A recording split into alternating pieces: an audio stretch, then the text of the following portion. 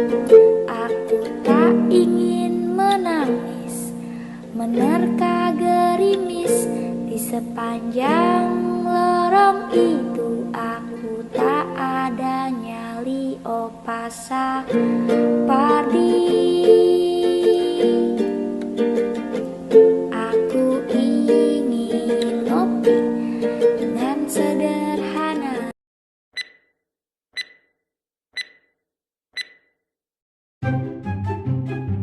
Halo semuanya, perkenalkan, saya Indra Runawan, perwakilan dari kelompok 5 yang terdiri dari Zahra Melisania, Intan Apriliani, Novita Sari, Ovi Irviana Nur Nazifa, Anissa Rahmawati, dan yang terakhir Nesriani Alberta Purba.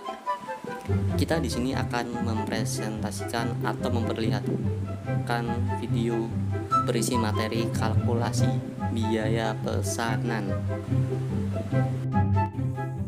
Kalkulasi biaya ada dua cara yang lazim digunakan untuk mengukur biaya yang berhubungan dengan produksi, yaitu kalkulasi biaya aktual dan kalkulasi biaya normal.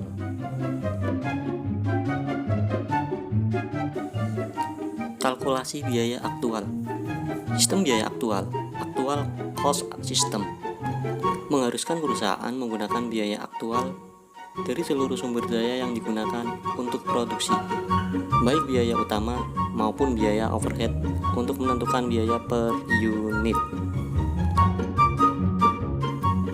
Kalkulasi biaya normal. Kalkulasi biaya normal, normal costing system, mengharuskan perusahaan untuk membebankan biaya aktual, bahan langsung dan tenaga kerja langsung kepada unit yang diproduksi. Namun, untuk overhead dibebankan berdasarkan estimasi yang ditentukan terlebih dahulu. Sistem akuntansi biaya pesanan. Pada dasarnya, ada dua alasan mengapa suatu perusahaan industri akan memulai memproduksi barang. Pertama, karena adanya pesanan dengan spesifikasi tertentu dari konsumen, dan kedua, melakukan proses produksi dengan maksud untuk mengisi persediaan di gudang tanpa menunggu pesanan terlebih dahulu untuk kemudian dijual ke pasar. Sistem akuntansi biaya atas dasar pesanan. Perusahaan industri yang berproduksi hanya atas dasar pesanan pada umumnya akan menghasilkan produk yang sangat bervariasi dan berbeda satu sama lain sesuai dengan kehendak konsumen.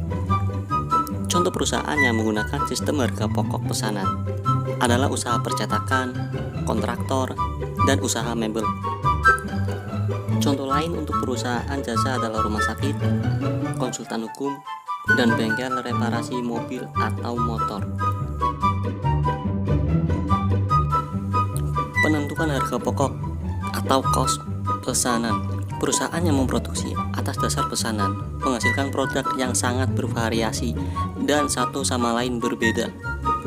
Contoh perusahaan berproduksi atas dasar pesanan antara lain perusahaan percetakan, mebel, bengkel, salon, dan lain sebagainya. Sistem harga pokok pesanan dikaitkan dengan pesanan dari seseorang pelanggan. Kunci untuk memahami metode ini adalah bahwa cost atau harga pokok untuk sebuah pekerjaan berbeda satu sama lain dan dapat ditelusuri secara terpisah. Untuk sistem produksi berbasis pesanan, biaya produksi dikumpulkan per pekerjaan. Pendekatan ini disebut dengan sistem penentu cost atau harga pokok pesanan. Dalam sebuah perusahaan berbasis pesanan, pengumpulan biaya per pekerjaan menghasilkan informasi bagi manajemen. Jika proses produksi telah selesai, cost per unit dengan membagi total biaya produksi dengan jumlah unit yang diproduksi. Sebagai contoh, jika total biaya produksi untuk mencetak 100 eksemplar buku berjumlah 3 juta, maka cost per unit buku adalah 30 juta. Dengan informasi unit cost tersebut, manajer dapat menentukan berapa harga jual yang akan dibebankan kepada para pelanggan agar dapat menghasilkan margin laba tertentu yang layak. Pembebanan biaya overhead pabrik. Rumus: Tarif overhead sama dengan anggaran overhead dibagi anggaran tingkat kegiatan.